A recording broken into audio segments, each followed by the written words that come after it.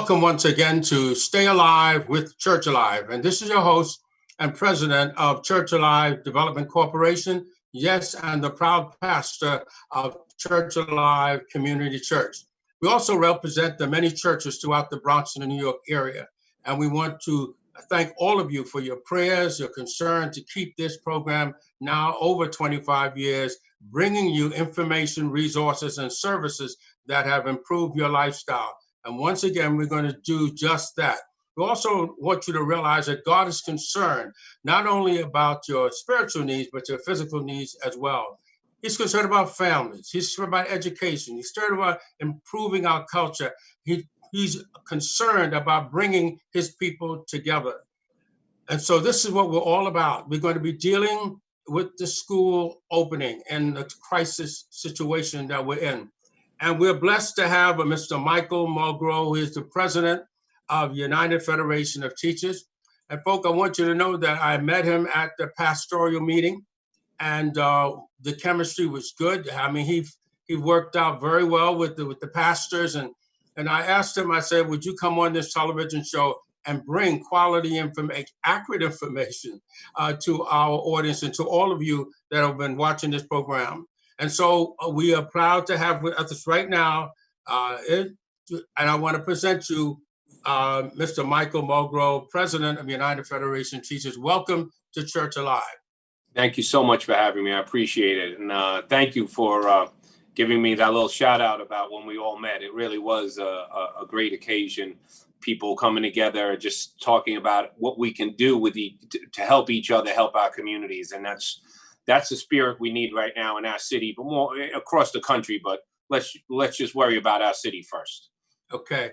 Now, I want to give you a chance to open up and just tell us really the function, your job, and the importance of the teachers, because they forget about the building, forget about the janitors, forget about even forget about the mayor of New York, and realize that our vital resource, and when it comes to education, is our teachers. Go right ahead. So, I did not start in the teaching profession myself. I'm a carpenter by trade, and I went to school at nights and weekends. And then I remember after one summer, I had finished a job, and my mother said, "Why don't you give that teaching degree you have a shot?" And she goes, "You're beating yourself up doing all that construction work." So I thought I would just do it for a small period of time. I always had an affinity to work with children. And I never thought I would do it more than 2 or 3 years. And now here I am 27 years later. And all I can say to people is once you start working with children as a level as an educator, it changes your whole perspective of life. It changes how you see how society actually forgets about school a lot quickly after they leave school. I mean, people understand the importance of it, and you see that it is the teacher who is so important in the development of the child. And the children, they take you and drag you in, and you can't help yourself. You just become part of their spiritual as well as their emotional development. And it's an amazing profession, but it's a tough challenge. So as I said to you, I started out in construction, and I could work a 60-hour week in construction and all the time. I loved it. But after 3 weeks of teaching, I remember going home at 4 o'clock on a Friday afternoon, passed out on the couch, and didn't wake up till Saturday morning, because it was a whole different degree of a challenge, that emotional engagement and with so many different children. And it really is the teachers who take that on. And we saw that in March, in April and May, where teachers had to figure out how to engage with students with no plan, with no support. And I think it was a blessing for the city, because I heard from so many parents as well as from teachers about how they had this new relationship with their students. We don't really call them our students. We call them our kids. I'll be honest. We're supposed to say student. And it was just so many people. It was like they were the daily touch point for a family. And it's just an amazing profession. And it is the most vital service that the city can provide to its children as they develop.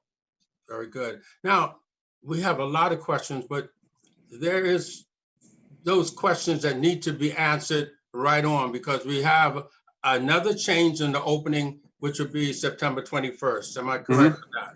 Now, tell us where we are right now, and then we're going to back into some questions. But where are we right now? And what do you expect of the teachers, the children, and the parents?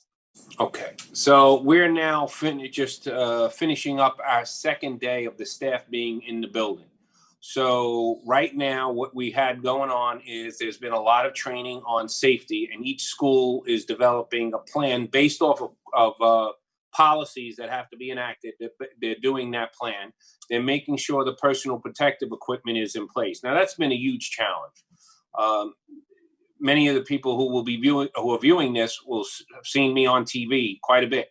And I think my role right now is, now once we had an agreement on what we needed to do to keep each community safe, school community safe, it then became about, we got to hold everybody accountable, because it's not just the mayor's job. It's not just the chancellor's job. It's not just the superintendent or a principal or teachers. It's everybody holding each other accountable, that we got to do everything in our power to make sure when our kids come in, our school buildings are safe.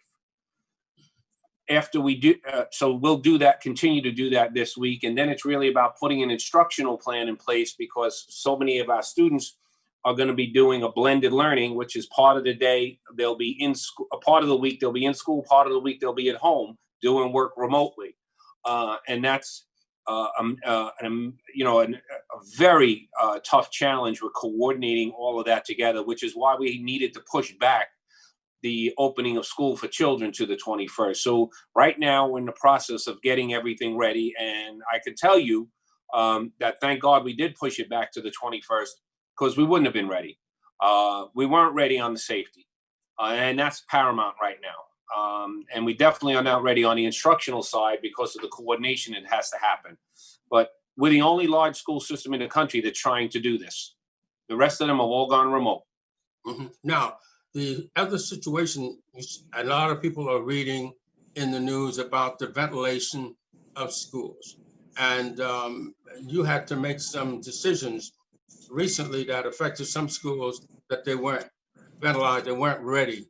You wanted to talk on that, because that was in the news yesterday. Well, what we did was the union started to check we started going into buildings. We have a right to, because our members work inside them. We started going into buildings to check the ventilation after the doctors who we've been working with, the medical doctors, the medical doctors were clear with us. They said, the first focus and the most important thing is people have to have their masks on, their personal protective equipment, and then they have to have social distancing. Then you got to have policies, procedures in every building to get people in and out. Then it's ventilation. So before we even came to an agreement with the city, we started checking all the school buildings for ventilation. And then when they realized we were doing that, they were like, well, we're going to do it too. And we're like, we're fine. It's not a gotcha. We're trying to prepare our school buildings so that people can come in and be safe. So we've been doing a lot of different work. It was actually a very collaborative process. Our engineers were agreeing with theirs. And then a lot of schools got work done to get them ready. And then there were a group of buildings that we just deemed not safe. And so all day Sunday and Monday, a lot of conversations were happening. And then on Monday evening, we made the decision that those schools had to go remote for the staff, because it wouldn't be safe for the staff or students to come into at this point. Some of them should be able to open before students come in, because it wasn't a lot of work that still had to be done on them. Others are long-term projects. So we're currently working very hard to find alternate space for those other schools. Okay, we're looking at this, and there have to be some handicaps or reasons why this wasn't all done, all this preparation wasn't arranged earlier. And you want to touch on that, because I can see on your face that that was really, and the government has really put you through a ringer. But let's just hear about, and the people need to know why are you starting so late? Why was this and why was that? And I want to open that up to you right now. All right. So when we had to fight. the teachers and parents actually fought to close the school system. Mm-hmm. It wasn't the mayor's choice. He didn't want to do it. Right. Right. He wanted to keep the schools open. He thought they were important. And just the doctors we were talking to were like, nobody understands this virus. You have to close these schools. Mm-hmm. That's past us. But come April, we started talking to first the Department of Ed and then City Hall and said, we have to start planning to open our school system.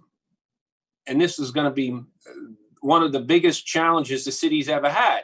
So we need to start now, because normally in a normal school year, we start planning in April for a regular school year. That's a regular school year with no virus. And the mayor and his administration just made the decision that they were not going to engage on the planning of opening schools. And they didn't, and the Department of Ed really wasn't able to engage with us until the middle of June. And then the mayor City Hall didn't engage until after the 4th of July weekend. So we wasted months and months and months of valuable planning time. And now we're,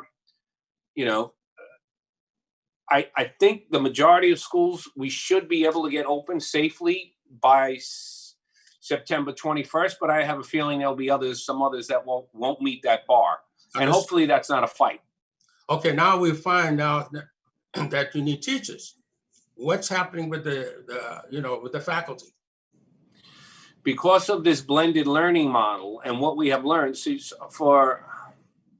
I think everyone, most of the public didn't understand that when you go remote, we don't teach online college classes. Mm-hmm. These are children between literally between the ages of 4 and 18.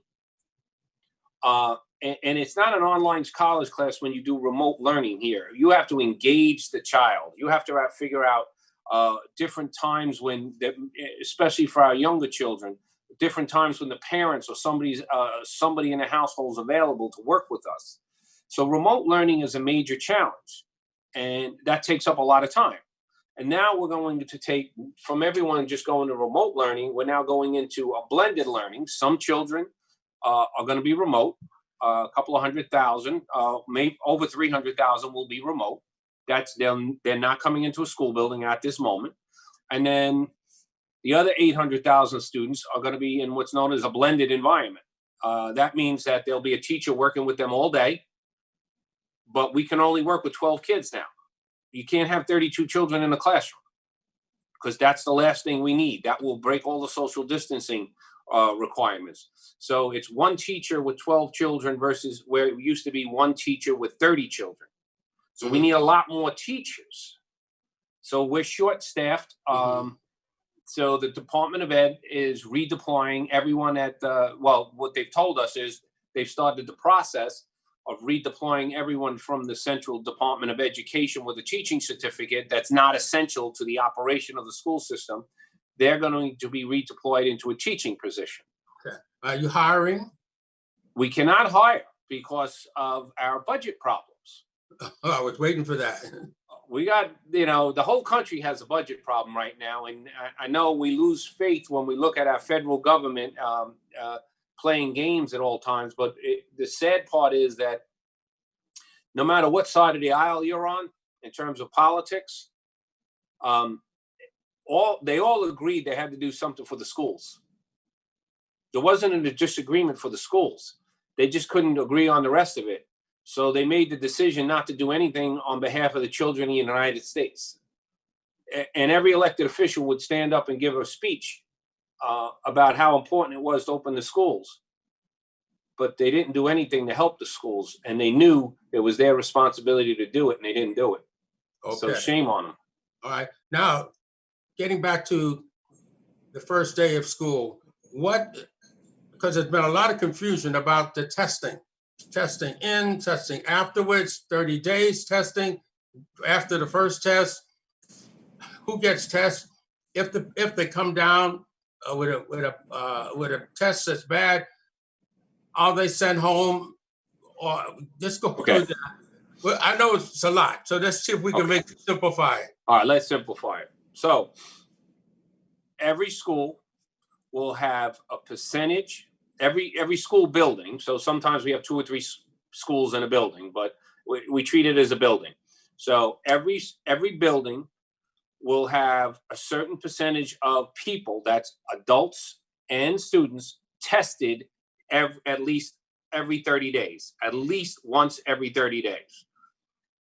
That number of people who get tested is based upon the size of the school. All of this was designed by the epidemiologists from Harvard Medical School, the epidemiologists from the Northwell chain. They designed this program. Not the city's doctors, literally independent folks. The doctors did this.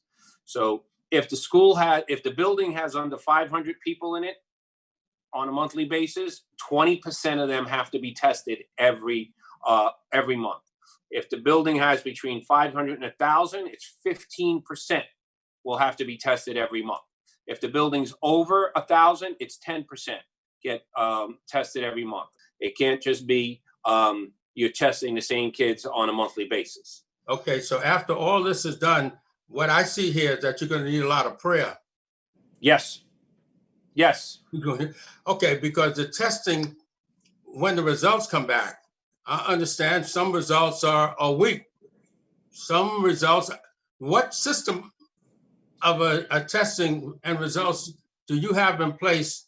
Because I know there are different times. I understand from the government and the CDC that there's some tests just shorter time than 7 days. Okay.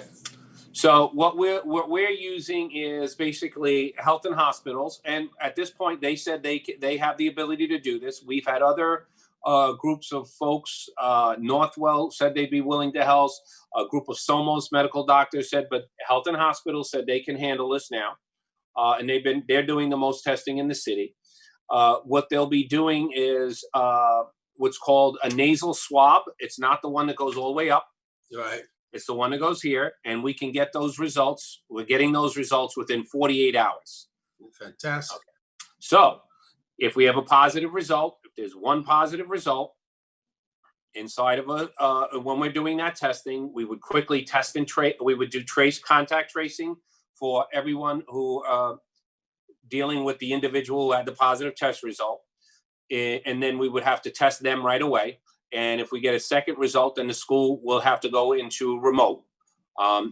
So that's how that's for at least 14 days. And then we would make a determination after 14 days whether we would open the school back up. The other piece here is if there's a zip code, a neighborhood that has an increase in positive tests, not in the school, but in the neighborhood, then this. Right. So then the school would be getting more tests. It wouldn't just be once a month. We would actually flood the zone, the community, the outlying community, as well as the school would then have many more tests. Now, what happens if a teacher is tested after they have taught the class? If they taught the class in 2 weeks, then they get tested. The exposure to those children has already been done. Well, this is why when the doctor said to us, the major focus first and foremost has to be the wearing of mask and the social distancing. Right. If you do the and so it's every person who enters a building, and I'm doing these in press conferences every day. I've told my members this. I've told parents this. I told my members, you don't want to wear your mask in the school building, you're going home, and you're taking a leave without pay.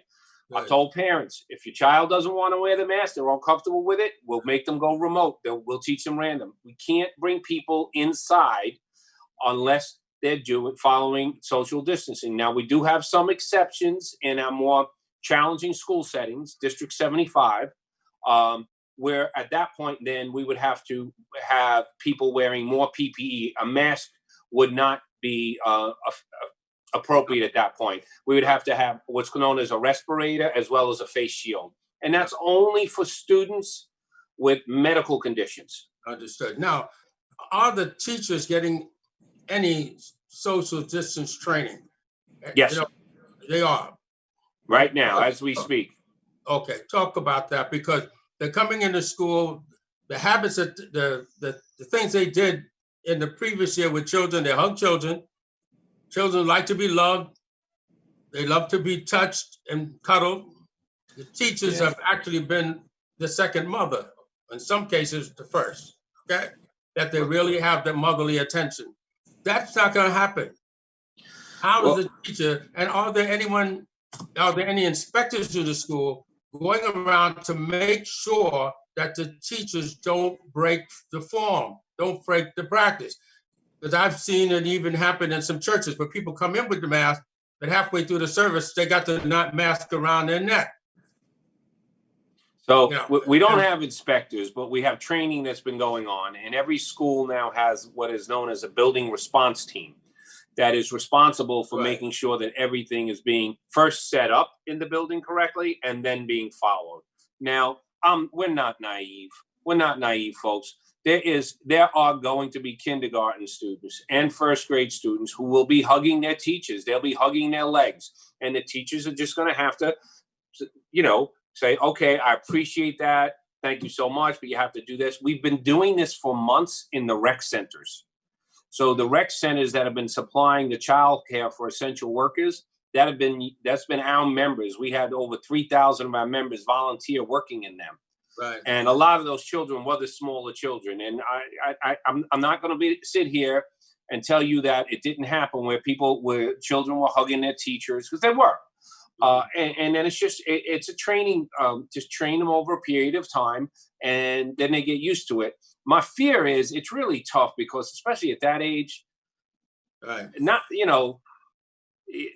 they 2 or 3 times a day, they need a hug. Exactly. But that's good. That's the tough part about this pandemic right now. Well, not, but also you have the Trumpsters, who no matter what is told to them, they're watching their God, and their God is telling them, you don't have to wear a mask. Mm-hmm. And did you expel that teacher right away?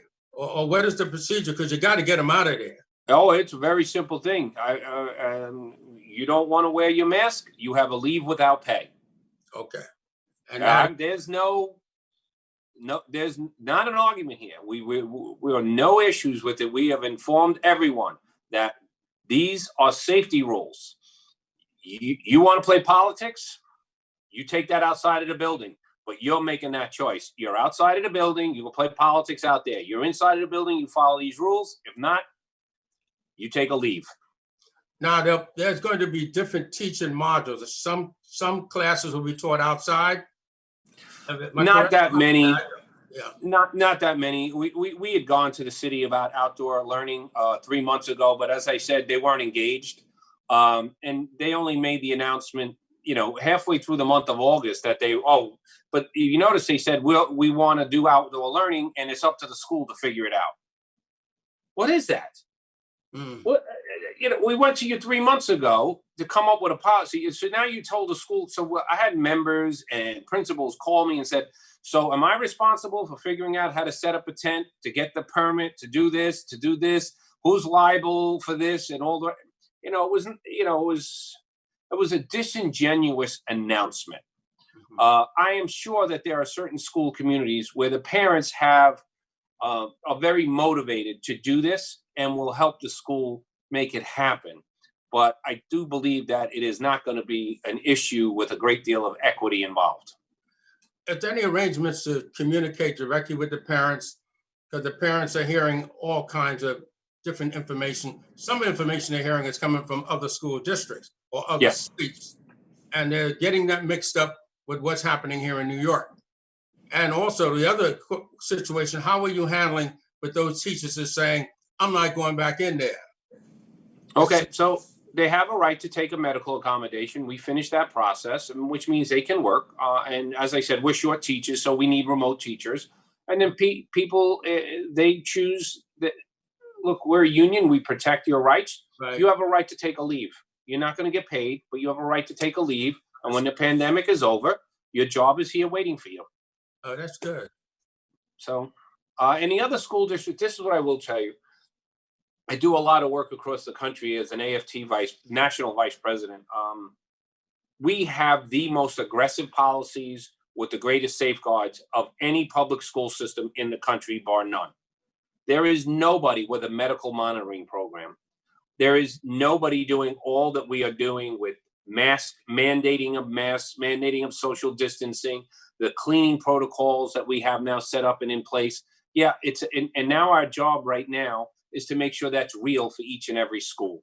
So I know there's a lot of information out there about all these different schools and whenever you turn on TV, but New York City's trying to do something that no other school district's trying to do, clearly opening the largest, but we're also trying to do it with more aggressiveness and more safeguards than anyone else has even attempted to do. And I think our children deserve that. I think our city deserves it after what we've been through. What has the president done, or what shouldn't he have done, that would have made this situation workable, better? Where do you want me to start? Where do you want me to start? First, we don't even have a national policy. First, we have to literally go around and try to find all this PPE on our own. I mean, these are supply chains that should have been set up by the federal government. Then there should have been a stimulus package specifically for education, as well as for state and local governments, as well as for people who lost their jobs. We've seen this country at so many different times be willing to jump in and bail out industries. Well, it's time to bail out the children of the United States right now, because you're putting this entire educational generation at risk. So I could go on on that one, but it's tragic. That's what it is. It really is tragic. And I want you, to be encouraged that the church is there behind you. The men of God are there to uphold you, and the teachers, most of them are members of one of our churches, or people of faith, as well as many others. But I want to let you know that we have your back in the Lord, and as long as you stay steadfast in God, He's going to work this thing out. He's going to Thank you. And I appreciate you having me on the show and taking this time today.